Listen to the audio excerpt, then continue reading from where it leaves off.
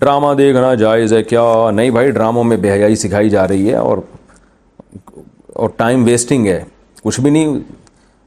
قرآن مجید میں اللہ کا ارشاد ہے والذین هم عن اللغو معرضون، ایمان والے لغویات سے اعراض کرتے ہیں۔ اخلاق تباہ ہو رہے ہیں لوگوں کے، اس سے خواتین کے اخلاق تباہ ہو رہے ہیں۔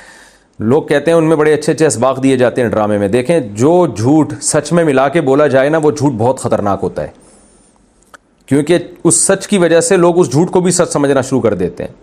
تو بعض دفعہ جو پیغام دیا جا رہا ہوتا ہے غلط ہوتا ہے، لیکن اس غلط پیغام میں کچھ اچھی اچھی چیزیں بھی ڈال دی جاتی ہیں، تو اس اچھی چیز کی وجہ سے لوگ اس غلط کو بھی ایکسیپٹ کر لیتے ہیں۔ تو ڈراموں فلموں میں عام طور پہ یہی ہوتا ہے کہ جو مین میسج جو دیا جا رہا ہوتا ہے نا، جو سوسائٹی کو تباہی کی طرف لے جا رہا ہوتا ہے، اب دکھایا جا رہا ہوتا ہے بھابھی کا دیور سے چکر چل رہا ہے، جیٹھ سے چکر چل رہا ہے، سالیوں سے شوہر کا چکر چل رہا ہے۔ یہ کیا عورتیں جب دیکھیں گی تو وہ کہیں گی یار ان کا چکر چل سکتا تو ہمارے کیوں نہیں چل سکتا۔ مرد جب دیکھے گا تو کہے گا یار وہ اپنی سالی پہ لٹو ہو گیا تو میری تو سالی اس خشک سالی کا شکار ہی نہیں ہے، وہ تو ہری بھری سالی ہے۔ تو جب وہ خشک سالی پہ مر سکتا ہے تو ہم ہری بھری سالی پہ کیوں نہیں مر سکتے؟ تو یہ ساری چیزیں لوگ دیکھ دیکھ کے پاگل ہو رہے ہیں، اور جو حالات چل رہے ہیں آپ کے سامنے ہی ہیں۔ تو یہ چھوڑ دیں یہ چیزیں، اپنے آخرت کی فکر کریں، تلاوت میں ان چیزوں میں ٹائم لگائیں، اور دیکھنا ہی ہے تو کوئی تاریخی چیزیں پڑھیں، ان کی تاریخی کہانیاں پڑھیں، تو نالج میں اضافہ ہوگا آپ کی۔ گھومنے پھرنے چلے جائیں جب انٹرٹینمنٹ کے لیے۔ پاکستان میں کتنی اونٹ کو آپ موٹر سائیکل پہ قیاس کر رہے ہیں، اونٹ پہ تو ایسے بیٹھنا ممکن ہی نہیں ہے جیسے بائک پہ بیٹھتی ہیں، ممکن ہے کیا؟ اور حیا کا تعلق عرف سے ہے، عرف سے۔ حیا جو ہے نا ایسی چیز نہیں ہے جس کو لیبارٹری میں ایکسپلین کیا جائے گا یا کوئی سائنسدان اس کو بتائے گا۔ حیا کا تعلق کس سے ہے؟ عرف سے۔ بعض لوگ یہ بھی کہتے ہیں گاؤں دیہاتوں میں تو مردوں کی طرح بیٹھتی ہیں، تو بھئی ہم وہاں بھی مشورہ دیتے ہیں کہ ایسے بیٹھیں جیسے خواتین شہروں میں بائکوں پہ بیٹھتی ہیں۔ اس میں حیا زیادہ ہے، حیا کا عنصر، اور جہاں بھی حیا کا عنصر زیادہ ہوگا شریعت عورت کی حیا کو پسند کرتی ہے، اپریشیٹ کرتی ہے۔ کوئی بھی کام جو حیا کے خلاف ہوگا شریعت اس کی حوصلہ افزائی نہیں کرتی۔ اب یہ حیا کے مطابق ایسے بیٹھنا ہے یا ایسے بیٹھنا، یہ تو آپ کا اگر ذوق صحیح ہے، آپ خود حیا پر ہیں ابھی، تو آپ کی نیچر خود فیصلہ کرے گی کہ بھئی خواتین کے لیے دونوں پاؤں ایک طرف کر کے بیٹھنا، اس میں حیا کا عنصر زیادہ ہے۔ بعض لوگ بڑے شور و شور سے کلپ بنا رہے ہیں کہ نہیں جی ویسے بیٹھے ہیں، اس میں کیا ہوتا ہے؟ تو پھر آپ اپنی عورتوں کو کیوں نہیں بٹھا رہے؟ ویسے آپ کو بھی شرم آ رہی ہے اس طرح بٹھاتے ہوئے نا، تو آپ کو بھی تو اس میں شرم محسوس ہو رہی ہے۔ اس کا مطلب ایک چیز محسوس ہو رہی ہے تو ہے وہ۔ ہاں بعض دفعہ یہ ہوتا ہے کہ ایک کام جو حیا کے مطابق ہے اس کے کرنے میں نقصان زیادہ ہو رہا ہوتا ہے، تو پھر شریعت کہتی ہے پہلے جان کی حفاظت ہے، اس کے بعد دوسرے نمبر پہ کیا ہے؟ حیا ہے۔ آپ کو کوئی بیماری ہو گئی، ایسی بیماری ہے جو بتانا حیا کے خلاف ہے، اب آپ ڈاکٹر کو بتا نہیں رہے کہ جی شرم آ رہی ہے، تو پھر بیمار ہو کے مر جاؤ گے آپ تو، یا اس کا علاج ہی نہیں ہوگا۔ تو اگر خواتین کا اس طرح بیٹھنے میں، جس طرح حیا، جس میں حیا زیادہ ہے، دونوں پاؤں ایک طرف کر کے بیٹھنے میں ایکسیڈنٹ کا خطرہ ہے، نقصان کا اندیشہ ہے، بائک میں پہیے میں کوئی دوپٹہ یا برقع یا چادر پھنسنے کا خطرہ ہے، پھر اسی طرح بیٹھ جائیں۔ لیکن ایسا ہوتا نہیں ہے، اگر وہ لپٹ کے بیٹھیں اور اپنے آپ کو سمیٹ کے بیٹھے اپنے لباس کو، تو ہمیشہ سے جب سے بائکیں ایجاد ہوئی ہیں اب تک مسلمان عورتیں اسی طرح بیٹھتی آ رہی ہیں۔ جو حادثات ہوتے ہیں وہ بے احتیاطی کی وجہ سے ہوتے ہیں، اس طرح بیٹھنے کی وجہ سے نہیں ہوتے۔ تو بھائی حیا کو سوسائٹی میں پروموٹ کرنے کی کوشش کریں، جو چیزیں بھی حیا سے جن کا تعلق ہے۔ باقی لبرل انٹیاں تو ان چیزوں سے کو ناپسند کرتی ہیں، وہ تو کہتی ہیں کیا باتیں کر رہے ہیں، ہماری مرضی، ہم ایسے بیٹھے ہم ویسے بیٹھے، تمہیں کیا تکلیف ہے؟ ہمیں تھوڑی کوئی تکلیف ہو رہی ہے، ہم سے تو کوئی پوچھ رہا ہے تو ہم اس کو بتا رہے ہیں، باقی آپ کی مرضی، آپ جیسے مرضی بیٹھیں۔ تکلیف کا تعلق تو جب ہوتا ہے جب یوں بیٹھی ہوئی ہوتی ہے، ہم اس کو گن پوائنٹ پہ یوں بٹھاتے، آپ کی مرضی۔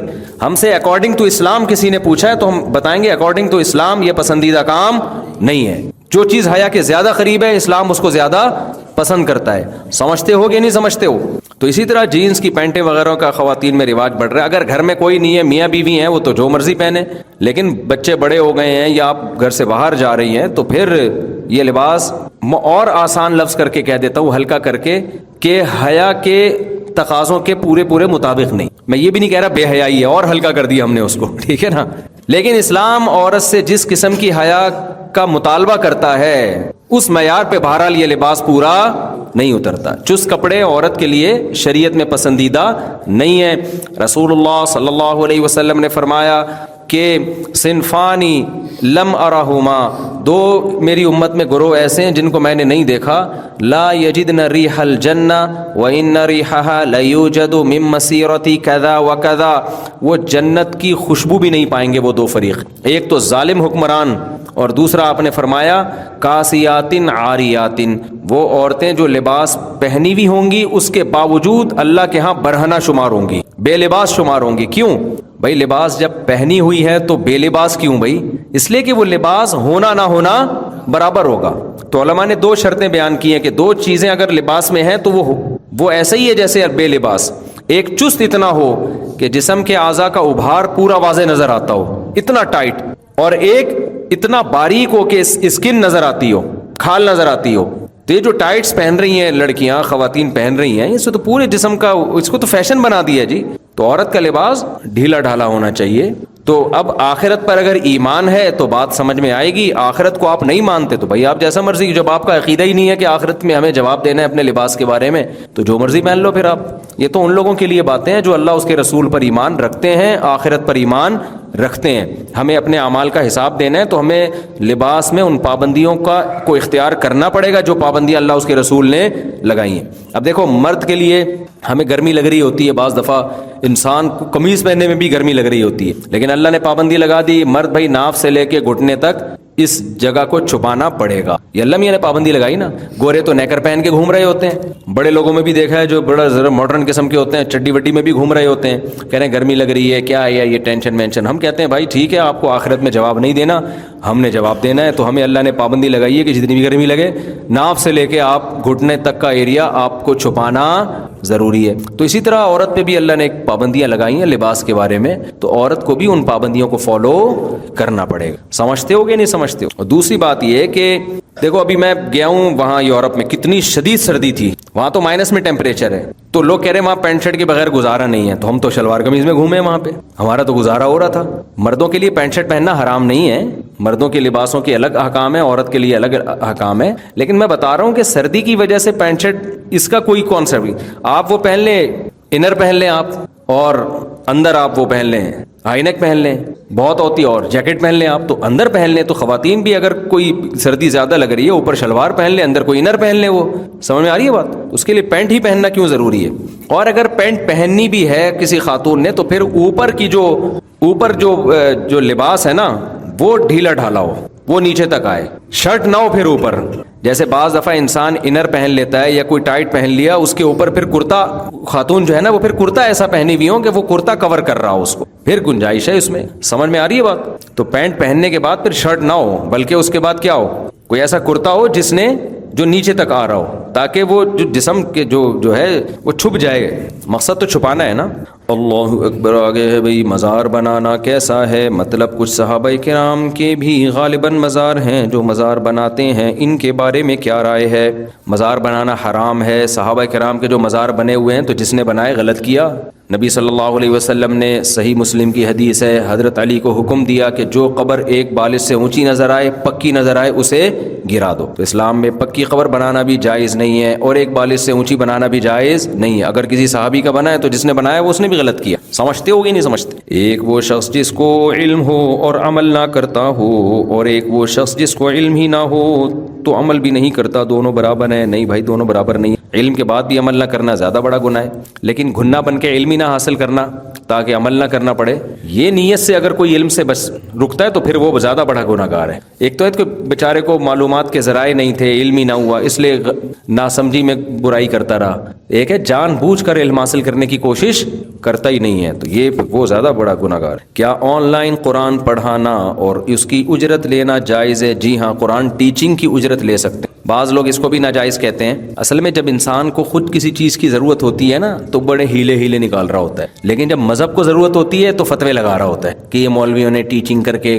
قرآن کی اجرت کو حلال کر دیا، یوں کر دیا، امام کی تنخواہ لینا جائز ہے۔ جن لوگوں نے کہا نا امام کی تنخواہ لینا جائز نہیں ہے، وہ 4 امام بھی ایسے نہیں پیدا کر سکے جو بغیر تنخواہ کے نماز پڑھا رہے، اس سے نمازیں ضائع ہونا شروع ہو گئی۔ تو 7ویں صدی ہجری میں یہ علماء نے فتویٰ دیا تھا کہ بھئی اب لوگوں میں دین کا وہ جذبہ نہیں رہا ہے، اب اگر امام پراپر سیلری لے کے نہیں پڑھائے گا نا تو کوئی ذمہ داری پوری نہیں کرے گا اور آہستہ آہستہ مسجدیں بند ہونا، امامت ختم ہونا شروع ہو جائے گی.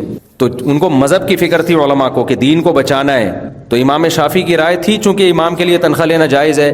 امام ابو حنیفہ کے نزدیک نہ تعلیم قرآن کی اجرت لینا جائز ہے نہ امام کے لیے تنخواہ لینا جائز ہے. لیکن فقہ حنفی میں بھی فتویٰ پھر امام شافعی کے قول پہ دیا گیا کہ بھائی اسلام کو بچانے کے لیے امام شافعی کے قول کا سہارا لینا پڑے گا ورنہ اسلام ہی ختم ہو جائے گا. تو امام حنیفہ کا قول جس دور میں تھا اس دور میں لوگ میں دین کا جذبہ بہت زیادہ تھا. اب لوگ بڑی بڑی باتیں تو کرتے ہیں کہ نہیں جی وہ ہمیں دے دو نا امامت، ہم کریں گے، میں بغیر تنخواہ کے پڑھاؤں گا، میرا اپنا بزنس ہے. تو 4 دن پڑھائے گا، 5ویں دن مارکیٹ سے شارٹ ہو جائے گا. یہ ہمیں تو تجربہ ہوا نا، لوگ بڑی بڑی باتیں کر رہے ہوتے ہیں، آپ ایسا ایکچولی یوں ہم کر لیں گے، یوں کر لیں. بھائی پھر جب بھکاری بن کے مانگتے رہو بیٹھ کے، لوگ ایسے کر رہے ہوتے ہیں. ہمیں بھی کچھ لوگوں نے آفر کی آپ یہ کام شروع کریں. میں نے کہا ہمارے پاس پیسے تو ہے نہیں. کہہ رہے پیسے ہم کر لیں گے، پہلے 2 بھائی لا کے آپ پہلے ایڈوانس میں دے دو، اس کے بعد ہم شروع کریں گے. کہہ رہے ایڈوانس میں نہیں، آپ کریں تو صحیح. بھائی کرنے کے بعد نہیں آئے تو کیا ہم کشکول لے کے بھاگیں گے، کیا بھکاری بنیں گے؟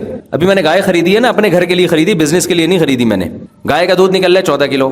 اب ہمارے گھر کی ریکوائرمنٹ سے وہ زیادہ ہے، باقی دودھ کا کیا کریں؟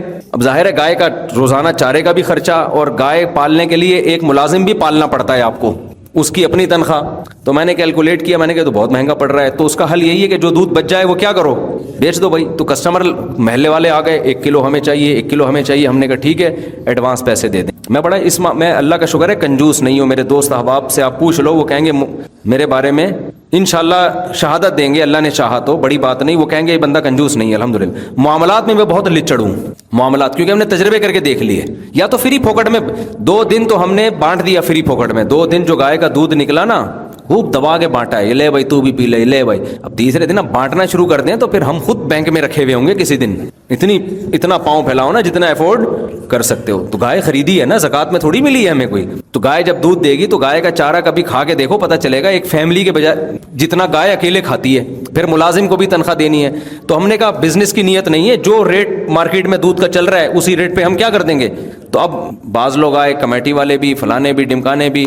تو ٹھیک ہے جی مفتی صاحب 1 کلو ہمارا بھی اپنے خادم کو بول دیں 1 کلو ہمارے یہاں پہنچا دیں. میں نے کہا پہنچا دے گا، پیسے بھی دے. انہوں نے کہا دے دیں گے. میں نے کہا بھائی پیسے پہلے، کیونکہ پاکستان ہم ٹینشن سے بچنا ہے. ہم نے ٹینشن، مہینہ ختم ہو گیا پیسے مانگتے پھر رہے ہیں، فون کر رہے ہیں، بھائی اگلا فون نہیں اٹھا رہا ہمارا، تو پھر اور بھی ہمیں زمانے میں محبت کے سوا. تو پاکستان میں تو اصول یہ ہے کہ بھائی ایڈوانس پیسے پکڑو، اس کے بعد پھر دودھ پہنچانا. پھر میں نے کہا اگر گائے نے دودھ دینا بند کر دیا نا تو ہم آپ کے پیسے واپس کر دیں گے. یہ آسان ہے حل.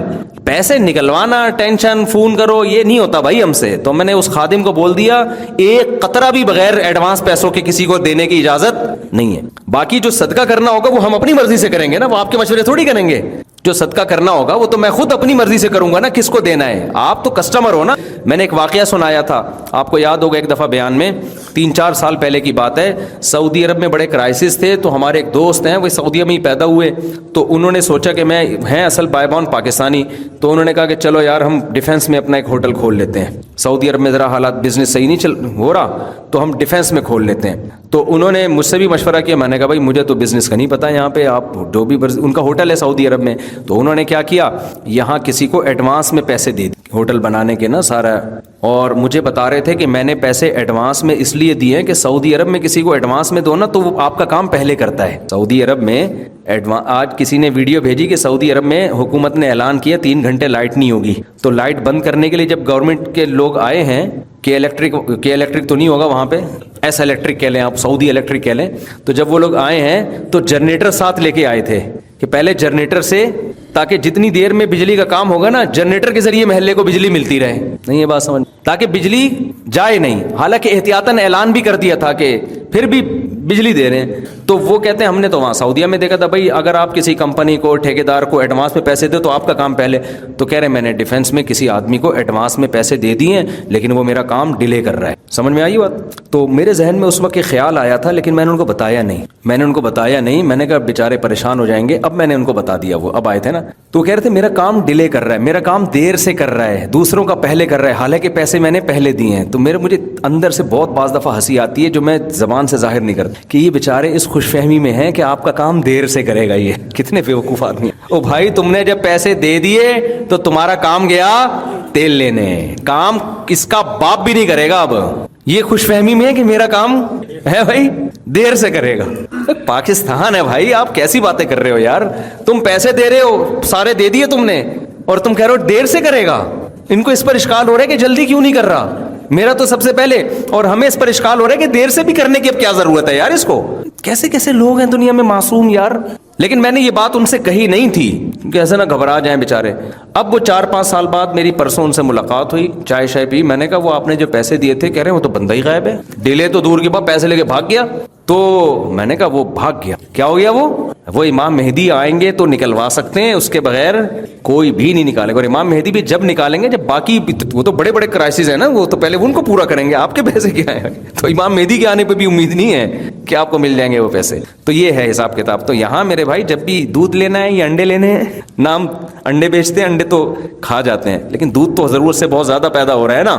ابھی تو اگر آبادی اور ڈبل ہو گئی تو پھر نہیں ہے. تو میں نے پہلے کہہ دیا, اور یہ آپ لوگ کو بھی بتا رہا ہوں کہ معاملات میں بالکل گڑبڑ نہیں کرو. اب آج کل بہت معاملات خراب ہیں. اپنے ٹائم کو, اپنے دماغ کو بچاؤ. اب مفتی طارق مسعود صاحب جناب بیان کے لیے جا رہے ہیں اور دودھ فون کر رہے ہیں, بھائی جان آپ کے پیسے نہیں پہنچے ابھی تک, بھائی جان خدا کا واسطہ دے دو یار, چارہ لے کر آنا ہے, اچھا لگے گا. تو اور بھی زمانے میں غم ہے بھائی, پیسے پکڑا دو. تو یہ ہے, بہت سے لوگوں نے کہا تھا ہمیں دودھ چاہیے, لیکن 4 آدمیوں کے پیسے آئے ہیں تو 4 کلو دودھ جو ہے خادم کو میں نے کہا ان لوگوں کے گھر پہنچا دی زندگی کو. اگر میں نے یہ ایڈوانس میں پیسے نہ لیے ہوتے نا تو میں ایسے ہنس کے یہ واقعہ نہیں سنا رہا ہوتا. میں سنا رہا ہوتا, اب مجھے ٹینشن کہ 4 کلو گیا, کل 8 کلو جائے گا, پتہ نہیں پیسے آئیں گے کہ نہیں آئیں گے. یہ حساب کتاب. ہمارے ایک دوست نا ٹیوشن پڑھاتے, انگلش پڑھاتے تھے, وہ 7,000 فیس تھی ان کی. یہ بات ہوگی 2008 یا 9 میں. تو جو اچھا ان کے گھر میں پانی, وہ پیٹ ویٹ ان کا خراب رہتا تھا, تو پانی خریدتے تھے, وہ اچھا والا پانی, نیسلے کا یا ایکوافینا وغیرہ خریدتے تھے. اب کیا ہے کہ جو اسٹوڈنٹ آتے ہیں نا وہ پانی بہت پیتے تھے, تو انہوں نے کیا کیا, وہ پڑھانا چھوڑ دیا, ان کو نکال دیا. میں ایک دن گیا, میں نے کہا یار تم نے ٹیوشن پڑھانا چھوڑ دیا. کہہ رہے ہیں کم بخت 7,000 فیس دے رہے ہیں, 8,000 کا پانی پی رہے ہیں میرے گھر سے آ کے. کہہ رہے فیس 7,000 دے رہے ہیں, پانی کتنے کا پی رہے ہیں؟ کہہ رہے 8,000 کا تو پانی پی جاتے ہیں. کہہ رہے میں پانی سے منع بھی نہیں کر سکتا کہ یار پانی تو ایسی چیز نہیں ہے نا کہ منع کرے انسان. تو معاملات میں نا انسان بہت اسٹریس میں جاتا ہے, ڈپریشن میں جاتا ہے. اور معاملات میں نہ دوسرے کا کھاؤ اور نہ اپنے آپ کو ایسا بناؤ کہ دوسرا آپ کو چونا لگا کے چلا جائے, دوسرا آپ کے کھائے. دونوں طرف سے ریلیکس رہو, کسی کے کھاؤ بھی نہیں.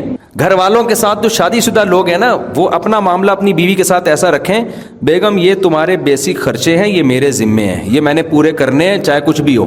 تو دوسرے کا کھا نہیں رہا نا, اپنی ذمہ داری پوری کر رہا ہے. اور بیگم کو کہاں سے کتنا ملا, کیا ملا, ابا سے کتنا ملا, بھائی نے کتنا دیا, اس کی جیب پہ نظر بولو مت. یہ خاندانی ہونے کی علامت. یہ تمہارا ہیڈیک ہے, تم میں کہاں سے ملا. ہوتا یہ ہے کہ عورت بھی یہ چھپا رہی ہوتی ہے اپنے احساس سے, اپنے میاں سے. اس کو پتا ہے مانگ لے گا, یہ مانگ لے گا, یہ خرچہ کم کر دے گا. جب اس کو پتا چلے گا نا کہ اچھا تمہیں تو چمونی آپا بھی اس دن اتنے پیسے دے کے گئی تھیں, اور تمہیں تو فلانی بھی دے کے گئی تھی, تو اس کا مطلب پھر یہ گوشت تو اب اپنے پر خرچے پہ خریدو نا.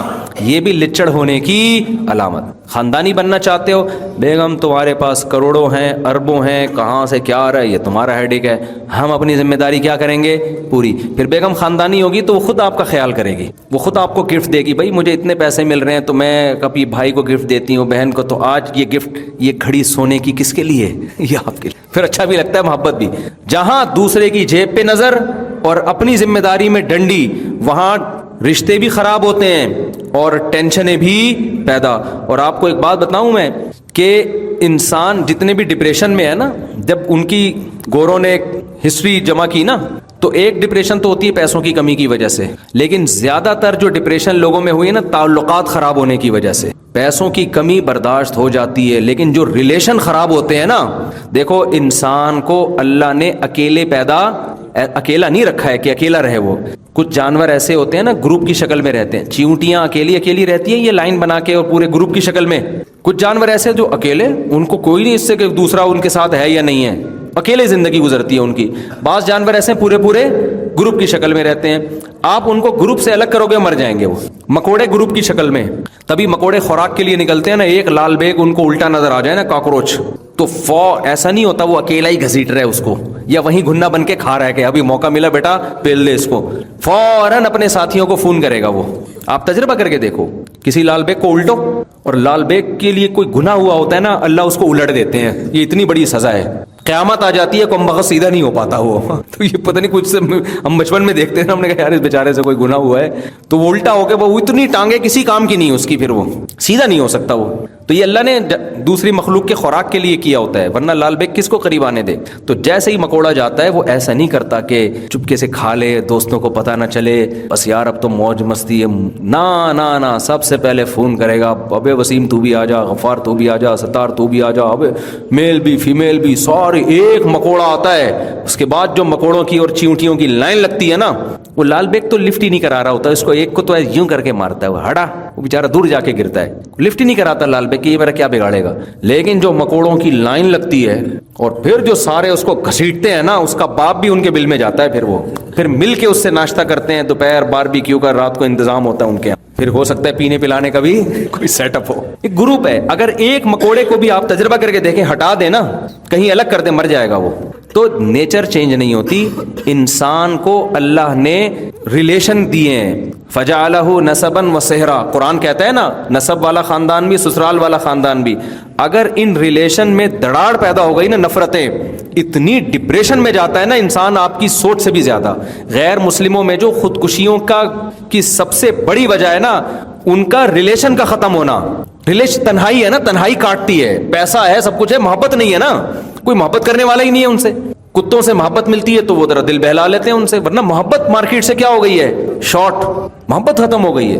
मोहब्बत सिर्फ अब गर्लफ्रेंड बॉयफ्रेंड की रह गई है, वो शहवत पूरी करने की हद तक, वो भी जब ज़ामत की डिजायर पूरी हो गई तो वो भी खत्म। तो भाई ऊपर ऊपर का ताल्लुक होता है। तो इस्लाम ने, अभी एक हिंदू आया था मेरे पास ना, मुसलमान हुआ बेचारा, अपने बूढ़े बाप की बड़ी खिदमत कर रहा है, वो बहुत खिदमत कर रहा है, अपने बूढ़े बाप को भी लेकर आया मेरे पास, और वो बाप भी बेचारा फालिज ज़दा है, तो उसको भी कलमा पढ़ाया उसने कि यार ये दुनिया से जाने वाला है, डॉक्टरों ने जवाब दे दिया है, तो ये दुनिया से जाने से पहले कलमा पढ़ के इस्लाम कबूल कर ले। तो मुझे कहने लगा मैं लाना चाहता हूँ, मैंने कहा ले आओ। अब उसके बाप से बेचारे से कलमा भी नहीं पढ़ा जा रहा ना, ज़बान ही फालिज की वजह से काम नहीं कर रही, लेकिन उनको इस्लाम बताया, वो कलमा पढ़ा, अल्हम्दुलिल्लाह, इतना खुश हुआ कि चलो जी, मौत से पहले पहले मेरे बाप ने कलमा पढ़ लिया। आज फिर वो बेचारा दोबारा आया, कहने लगा यार मेरी वालदा भी मेरे बाप के साथ गलत सलूक कर रही हैं, मेरे भाई भी कर रहे हैं, क्यों गलत कर रहे हैं? कह रहे हैं कि यार ये अब जाहिर है बूढ़ा आदमी बेचारा किसी काम का नहीं रहा, ना मर रहा है ना जी रहा है, तो उनके क़ज़ाए हाजत साफ करनी, पेशाब साफ करना, तो कह रहे सब बोझ समझ रहे हैं, बाज़ दफ़ा गुस्से में डांटना शुरू कर देते हैं। तो मैंने कहा यार ये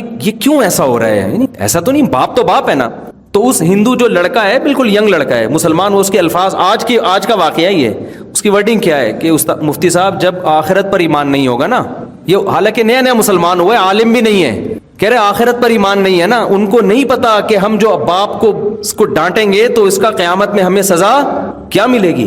तो मैंने कहा यार देखो, आखिरत पर ईमान कितनी इंपॉर्टेंट चीज़ है। ये लड़का भी मुसलमान हुआ, ये अपने उस बाप की इस्लाम की भी फिक्र कर रहा है, उसकी क़ज़ाए हाजत भी साफ कर रहा है, घर वालों के ताने भी सुन रहा है, लेकिन इसको पता है कि भाई अब्बा को मैंने इस हाल में अकेला छोड़ दिया तो क़यामत के दिन मेरी खैर नहीं है। तो रिलेशन अल्लाह के तसव्वुर के बगैर बनता ही नहीं है, वरना नचोड़ो, जब किसी काम का नहीं है तो जान छुड़ाओ यार, ये क्या मुसीबत पाल ली हमने।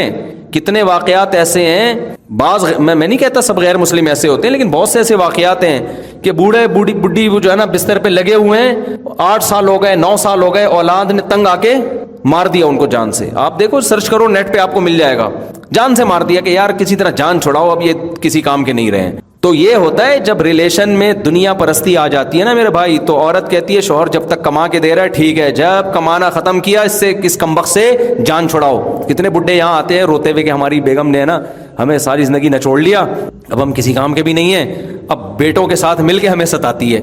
और बाज़ दफ़ा मर्द ये काम अपनी औरत के साथ कर रहा होता है, बीवी के साथ कर रहा होता है, उसे कोई बीमारी हो गई, कोई मसला हो गया, जो आखिरत का खौफ रखने वाले हैं ऐसे भी लोग हमने देखे यार, बीवी 10 साल से फालिज में, जवान बीवी को फालिज हो गया, शोहर वफा कर रहा है उसके साथ, 10 साल बीवी की बेड पे खिदमत कर रहा है वो, ये हमने देखा है। क्यों भाई? उसको पता है यार वफा का तकाजा क्या है। गर्लफ्रेंड तो छोड़ देता है आदमी, बीवी को थोड़ी ऐसे छोड़ता है भाई, अब ये फालिज है या अपाहज है या लकवा है या जो भी, अब ये किसकी टेंशन है? मर्द कहता है जो गैरतमंद होगा मेरी टेंशन है, अब ये दुआएं करवा रहा है उसके लिए। लेकिन जब शहवत परस्ती वाला रिलेशन होता है ना भाई, तो गैर मुस्लिमों में आजकल रिलेशन मार्केट से क्या हो रहे हैं, शॉर्ट हो रहे हैं। हो सकता है किसी गैर मुस्लिम को मेरी बात पे गुस्सा है, मेरे खिलाफ क्लिप बना दे, लेकिन मैं उस गैर मुस्लिम को दावत दूंगा, तुम आओ मुसलमानों की सोसाइटी में भी आओ और फिर अपनी सोसाइटी को देखो, तुम्हें बहुत ज्यादा फर्क नजर आएगा। میں نہیں کہہ رہے سارے مسلمان اچھے ہوتے ہیں سارے غیر مسلم خراب ہوتے ہیں, بات میجورٹی کو دیکھا جاتا ہے. تو آخرت کا خوف ہے, ہمیں پتا ہے بھائی ہم اپنے باپ کو گھر سے نہیں نکال سکتے, ہم اس کو جھڑک بھی نہیں سکتے. اب بوڑھے آدمی ہے, وہ ظاہر ہے فالج ہے, وہ اس نے بستر پہ ہی قضائے حاجت کر دی, بستر پہ یہ کر دیا, تو بیوی کو غصہ آ رہا ہے, نہیں ڈانٹ سکتے بھائی, وہ تو پیشنٹ ہے, اس کا تو آپ نے کیئر کرنی ہے. اچھا یہی چیز جب پروفیشنل بیسس پہ ہوتی ہے تو بڑے اچھے اخلاق ہو جاتے ہیں. یعنی ہسپتال میں نرس کا رویہ بڑا اچھا ہوگا کیونکہ وہ اس کو بھائی تنخواہ اس بات کی ملتی ہے, تو لوگ اس سے بڑے متاثر ہوتے ہیں کہ ان کی نرسیں اتنی تمیز سے. بھائی وہ تو اس کا جو وہ تو پروفیشن ہے نا, یعنی وہ تو اس کا پیشہ ہے, تو پیشے میں تو سبھی اچھے ہو جاتے ہیں. بغیر پیشے کے صرف اللہ دیکھ رہا ہے, کوئی جج کرنے والا نہیں ہے. پھر آپ اچھا سلوک کرو اس کو. جیسے حدیث میں آتا ہے کہ دائیں ہاتھ سے صدقہ کیا بائیں کو پتہ بھی نہیں چلا, یہ صرف اللہ کے خوف سے ہی ہوگا اور اللہ ہی کو خوش کرنے کے لیے ہوگا. تو ریلیشن اللہ کے تصور کے بغیر, اسلام کے بغیر ریلیشن صحیح معنوں میں وجود میں آنا بڑا مشکل ہے میرے بھائی. مسلمان ٹھیک ہے 4 شادیاں کی باتیں بھی کرتے بھی ہیں, لیکن جو صحیح مذہب کو فالو کرے گا نا وہ گرل فرینڈ نہیں بنائے گا, پھر بھی اس کی بیوی کو پتا ہوگا کہ یہ بیویاں ہی ہیں, اس کے علاوہ کوئی نہیں ہے.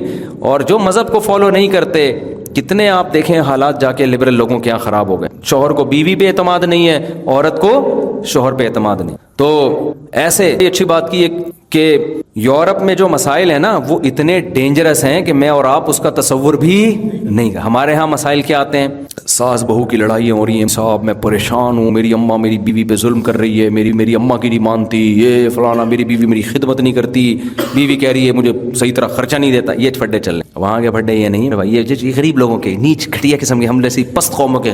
وہاں یہ ہوتا ہے کہ پتہ نہیں رات کہاں تھی, سمجھ رہے, اور عورت کو یہ ہوتا ہے پتہ نہیں کہاں رنگ رلیاں منا رہا ہے بھائی, 3 دن سے گھر نہیں آیا, اللہ خیر کرے. سمجھ میں آ رہی ہے بات, ریلیشن گئے تیل لینے. تو اور اب یہ بھی ہمارے یہاں بھی یہی آتا جا رہا ہے آہستہ آہستہ. اتنے کیسز تو اب آنا شروع ہو گئے ہیں, اتنے کیسز کہ اب چھوڑو, برائی کا تذکرہ بھی برائی ہوتی ہے, اس سے برائی پھیلتی ہے.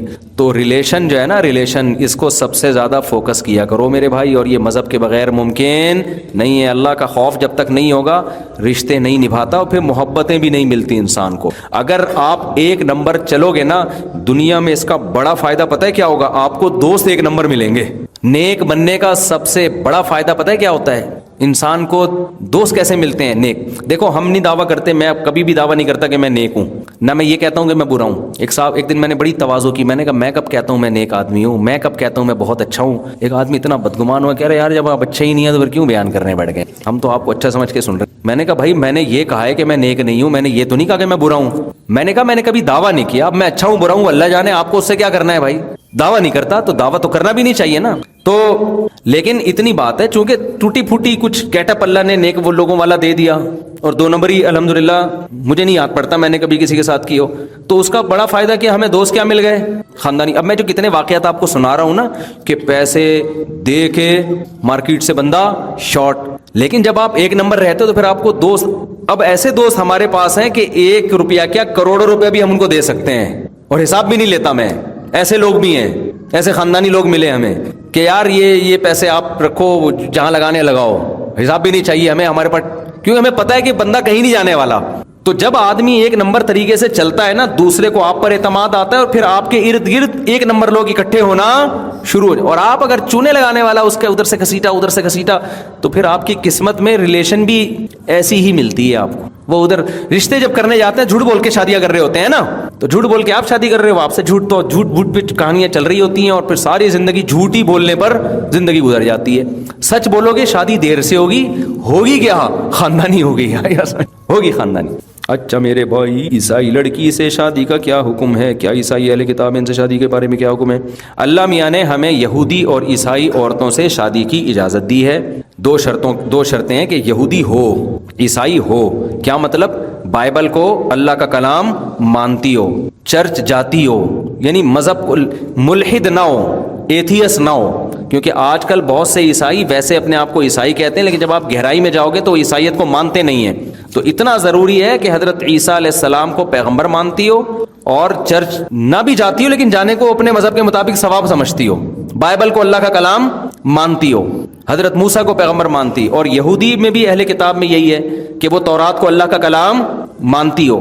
समझते हो ना, यानी एथियस ना हो, सिर्फ नाम का यहूदी ना हो कि ये लड़की जो है नाम की यहूदी ना हो। जैसे आज बहुत से मुसलमान नाम के मुसलमान हैं, लेकिन उनको इससे कोई गरज नहीं हज क्या होता है, उम्र क्या होता है, वो कहते हैं भाई हम नहीं मानते खुदा है, लेकिन आईडी कार्ड में मुस्लिम लिखा हुआ होगा उन्होंने। तो पहली शर्त तो ये कि क्या हो, वाकई सच्ची मुच्ची में क्रिश्चियन या यहूदी हो। दूसरी शर्त ये है, अच्छा ये तो निकाह के मुनक़िद होने के लिए शर्त है, तो इसके लिए एक ही शर्त है कि वाकई ईसाई हो या वाकई यहूदी हो, तो फिर निकाह हो जाएगा उससे। अगर वो वाकई ईसाई है ही नहीं, यहूदी है ही नहीं, तो निकाह ही मुनक़िद नहीं होगा, फिर तो ज़िना होगा। जैसे हिंदू लड़की से कोई शादी करे तो निकाह होता ही नहीं है ना, यानी शरीयत उस निकाह को निकाह मानती हो, आपकी बीवी मानती नहीं है शरीयत उसको। लेकिन यहूदी या ईसाई लड़की से निकाह करेंगे तो शरीयत उस निकाह को निकाह मानेगी।